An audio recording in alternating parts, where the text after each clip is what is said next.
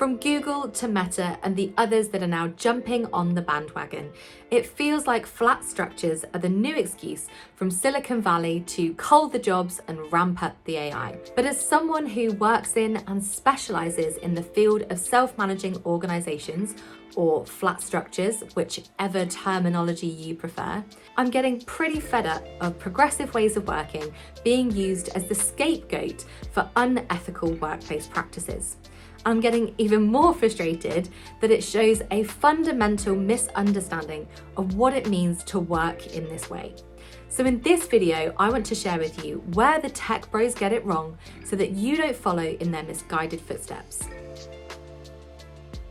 If you want some hardcore evidence of where these tech companies are going wrong when it comes to flattening their structures and creating self-management, you only need to look at Google and Meta. These are two brilliant case studies of where things have failed. I mean, who can forget in 2023 when Mark Zuckerberg publicly declared that Meta would be flattening its structure? He even labelled it the Great Flattening. But essentially, what he was doing was laying off 10,000 people. Both of these case studies are evidence of where tech companies get it wrong. And unfortunately, a few others are falling into the trap.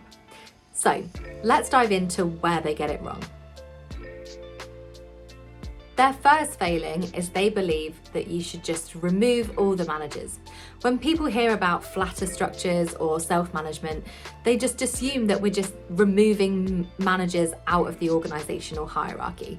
And that's not it at all. Yes, we are decentralizing leadership and we're distributing power, but in reality, those managers have held a role for a reason for a long time. So when we just remove them, we then create this vacuum that needs to be filled. And what they haven't done is fill that vacuum. So if we look at the role of a manager, they play the role of a mediator, a coach, a supporter, project manager. When we kind of like pull the manager role apart, there are lots of pieces that we need to then create within the system and within the team in order to support them. We can't just remove managers. Let's be honest and just call it as it is. Most of these tech organizations are using the label of flatter structures or self-management in order just to treat it as a cost-cutting exercise. Oh, well, in order for us to be more transformative, innovative, adaptive, we need to just cull all these people. Not that they're changing anything else systemically. That's what really frustrates me. They kind of use this label, remove people, and then change absolutely nothing else about how they operate. So really, they're doing it as a human resources excuse, not because they want to fix any of the systemic challenges that they actually have. From my experience, when companies choose self-management or to flatten their structure, they're looking to solve bigger, deeper organizational challenges that the traditional hierarchy just cannot fix.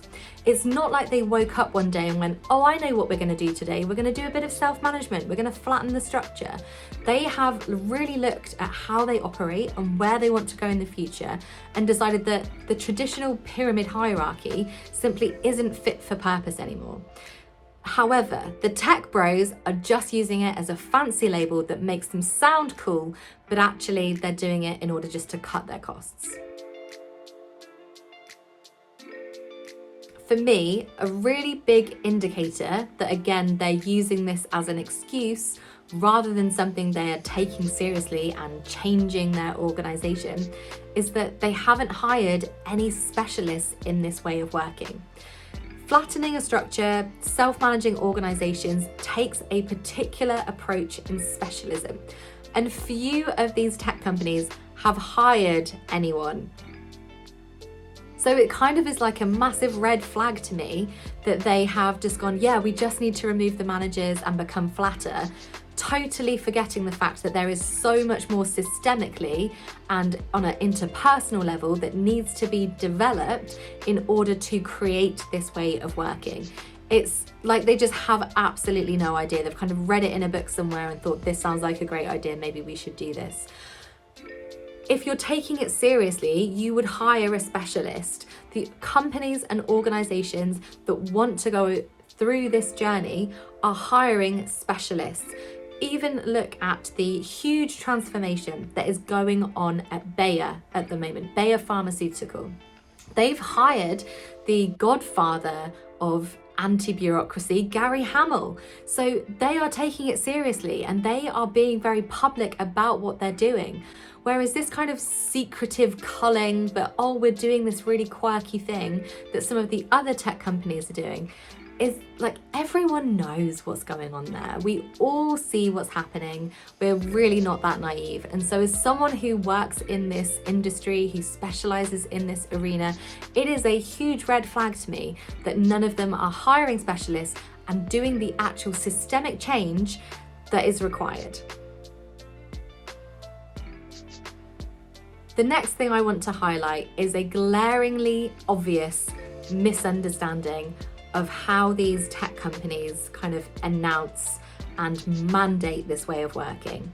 So it comes from this very top-down dictatorship, this is how we're going to do things. If any of them had actually read any of the books or even researched this way of working, they would know that in order for us to go on this journey, being it whatever you want to call it, flatter structures or self-managing, we need to have dialogue with people. And the whole point of organizations doing this is because leaders believe that more power should be with the people who are the experts in their work.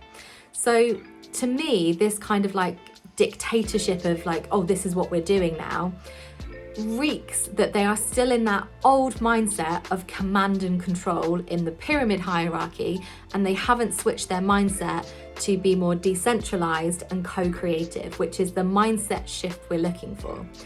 Yes, in some companies, in some organizations, what we call as the final act of dictatorship, where a founder may say to the team, okay, this is how we're going to work, we're going to experiment with this, but it's the way it's done. Alternatively, we have founders who will put it out to a vote, who will socialize this idea and talk about what it means to people, and then get their feedback before a decision is made.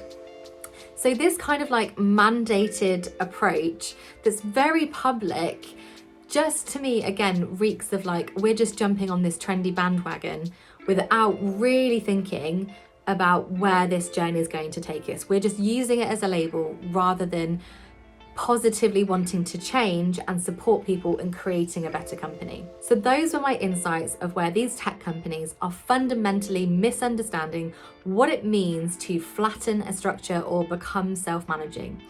And let's be honest, that's because they're just using it as a cost-cutting exercise to de-bloat their hugely bureaucratic corporate organizations.